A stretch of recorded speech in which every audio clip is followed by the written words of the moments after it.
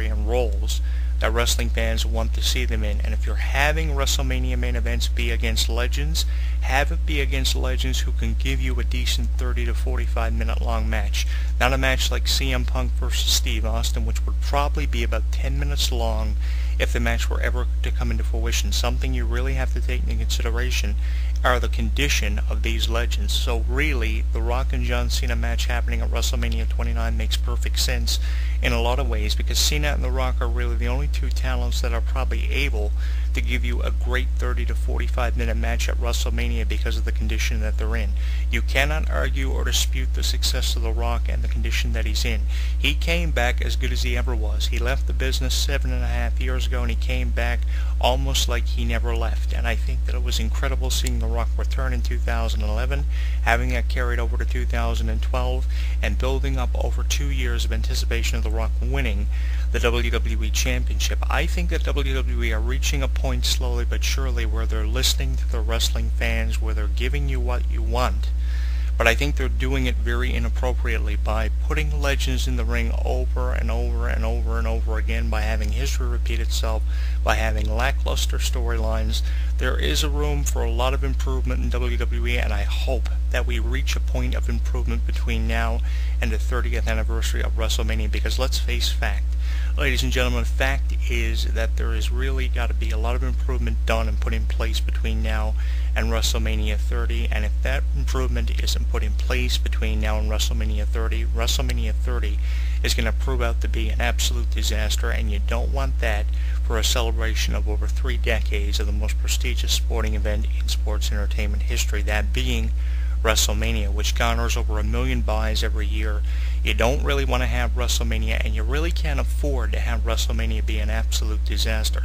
So if you're having these rumored matches speculated a lot on the internet, in video blogs and written columns like I've been speculating on them, at least have 2 to 3 of them come into fruition. If you have 5 fantasy matches, have at least 3 of them happen at the upcoming WrestleMania. If you're going to have Stone Cold Steve Austin face CM Punk, make sure it's going to be at least a 15 to 20 minute long match. If you're having The Rock face John Cena, make sure it tops the original match. Have the sequel be as infamous as the first one, and have the outcome of the match be just as unpredictable as other matches have been in the past maybe 10 to 15 years, because we have seen a lot of matches happen at WrestleMania that have had very unpredictable outcomes, like the match that Stone Cold Steve Austin and The Rock had at WrestleMania 17. You never thought you would see that match come to an end after Stone Cold aligned himself with Vince McMahon, something you thought you would never see. And there have been so many WrestleMania encounters that have had unpredictable outcomes. To me, with John Cena and The Rock's first match being so predictable, make this match more unpredictable and more exciting to watch. Just don't have wrestling fans believing that John Cena is going to defeat The Rock, because this is supposed to be The Rock's final run as champion in the WWE and the end of his professional wrestling career. Make it seem like this match could go either way. The Rock could potentially retain the championship and go on to lose the title to a wrestler like Brock Lesnar, who's going to be feuding with Dave Bautista for WrestleMania 30. Start making matches more unpredictable. There really is a lot of room for improvement, and until we reach the point of improvement in the WWE, the same kind of thing is going to continue to happen. I think there's a lot of room for improvement for The Rock and John Cena. The first match was good, don't get me wrong, but the biggest problem with the first match was it was too fucking predictable. We need something to be a little bit more unpredictable, and we need this feud to separate itself from the original John Cena-Rock encounter. To me, I really don't want to see The Rock and John Cena at WrestleMania 29. If this is the match WWE give us, I'll accept it, but I'll accept it very reluctantly when you can have matches like The Undertaker and John Cena for The Undertaker's WrestleMania streak, Steve Austin and CM Punk being a decent 20 to 25 minute long encounter, and there's also The Rock and Brock Lesnar probability for WrestleMania 29, where history will repeat itself for the first time in over 10 years, with it being over a decade since The Rock and Brock Lesnar fought each other at SummerSlam in 2002 for the WWE Championship during The Rock's final run as champion, putting an end to his 9th title reign as champion in the WWE. To me, there are so many more preferable matches for WrestleMania 29 than just giving us a lackluster match between The Rock and John Cena, which will probably be shorter, will probably not live up to the hype that it'll get in the weeks leading up to WrestleMania 29, and fans will remember the Rock-John Cena feud for the first match as opposed to the second one, because oftentimes, ladies and gentlemen, in professional wrestling, the sequels to the original matches aren't as good as the original encounters. We have seen that more than enough in WWE's over 50-plus year history. To me, the first matches are the infamous matches of any rivalries that happen in the WWE. You can't honestly say that the 1997 match between Bret Hart and Shawn Michaels was as good as their first match from WrestleMania in 1996 in the previous year. The first match was the definitive match in the rivalry between Shawn Michaels and Bret Hart from a wrestling standpoint, and from a controversial standpoint, the second match, because of the Montreal Screwjob, was an infamous moment in the Shawn Michaels-Bret Hart rivalry. But to me, the first matches are the originally greatest matches of the rivalry, and I think that feuds like Cena and The Rock should be left at one match, and even The Rock and Brock Lesnar.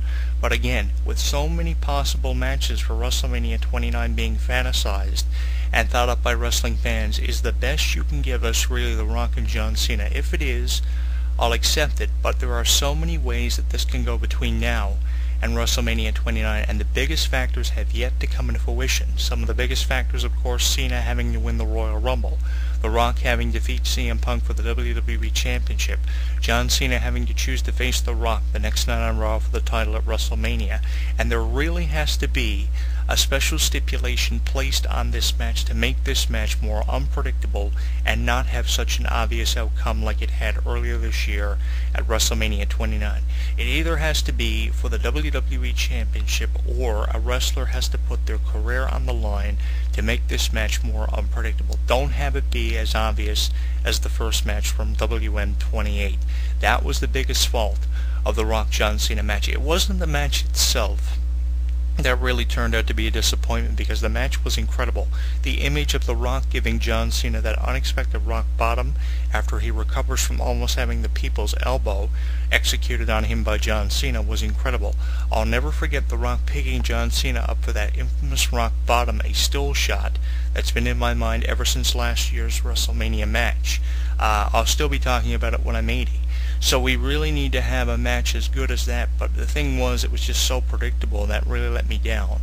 So I need to see something just as incredible for WrestleMania 29, and I hope WWE come through on that. I'm your host, Jonathan Clarke, inviting you to join the conversation on our WrestleMania 29 fantasy matches. You can see a series of shows that I've archived here for you on our YouTube channel at youtube.com/JonathanClarke22, where I've taken a look at such matches like John Cena and The Undertaker, CM Punk and Stone Cold Steve Austin, The Rock and Brock Lesnar, and our fourth possible WrestleMania 29 main event, The Rock and John Cena. I'm hoping that this match comes into fruition, because it really needs to have this point of finality reached that it really hasn't yet. The fact is, ladies and gentlemen, that every great rivalry in professional wrestling needs to reach a point of finality. Until the point of finality is reached in a rivalry like John Cena and The Rock, a lot of questions will remain unanswered, and perhaps the biggest question that has to be answered is, who is the greatest in-ring performer of the last 25 years?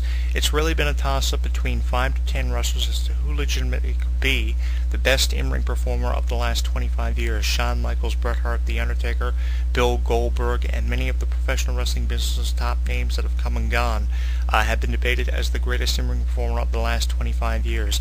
This match, to me, is the match that will define the legacies of both The Rock and John Cena, and could possibly determine the greatest in-ring performer of the last quarter of a century. It's really been a toss-up, but whoever emerges victorious in this highly anticipated sequel will go down in history for being potentially the greatest in-ring performer of the last 25 years. CM Punk may lay claim to being the longest reigning champion of the last quarter of the century, 25 years. Just as good as Bruno Sammartino he believes himself to be. That's fine with him, he can believe what he wants. But I think The Rock and John Cena deserve the honor of being declared the greatest in-ring performer of the last 25 years, and this could be the match that determines it. And if there's anything this match is based on, apart from being for the WWE Championship or one of the wrestlers' careers being on the line, either The Rock or John Cena, if they don't come out away with the victory, this match could should go down in history for being known as the match that defines the legacies of The Rock and John Cena and determine who is the greatest in-ring performer of the last 25 years. Who do you think has the best chance of emerging victorious? You can tell us by joining the conversation on our Facebook page at facebook.com/HW Entertainment. If you aren't following us on Twitter, you can send us a tweet on who you think will emerge victorious at WrestleMania 29 if this match comes into fruition, at Jonathan Clarke 1 on Twitter, where you'll find a lot of tweet archives. And for past video archives of our radio show, you can leave us a comment on who you think will come away with the most momentum and the victory from WrestleMania 29 between The Rock and John Cena by leaving us a comment for any of our YouTube videos, including our latest archive on The Rock and John Cena. There are many Cena Rock archives throughout our YouTube channel. You may have to browse through our YouTube archives and our YouTube RSS feed to find them, but for our latest John Cena Rock documentary on our YouTube channel, you can tell us who you think will come away with victory at Jonathan Clarke 22. I've got some music on the way for you next. Enrique Iglesias featuring Sammy Adams, and this is a song that I think is going to be played in many clubs for many years to come. It's called Finally Found You. I'll have it for you next. When something takes place in the world of professional wrestling, you know where to go. WrestleZone.com. WrestleZone.com. Covering all the latest breaking news daily. Interactive forums where you can chat with thousands of other wrestling fans. Exclusive editorials and audio features by some of today's top wrestling superstars. Exclusive video content, weekly polls, live play-by-play coverage of every WWE and TNA pay-per-view. And now, featuring WrestleZone Radio, live with news, in-depth discussions, debates, and interviews with wrestling's top stars, past and present. When you think wrestling, think WrestleZone. WrestleZone.com. He considers himself God's gift to wrestling, and millions of his faithful agree. With nearly 4 hours of footage and exclusive commentary and matches, this DVD chronicles Daniels' rise from Chicago's Windy City Wrestling to the Asylum in Nashville, and finally to the top of TNA. TNA Home Video presents Heaven Sent, Hell Bound, the best of Christopher Daniels. Available at most retailers and TNAWrestling.com. Hey you right there, the one listening to this show. While you're tuning into this broadcast or when you read the news on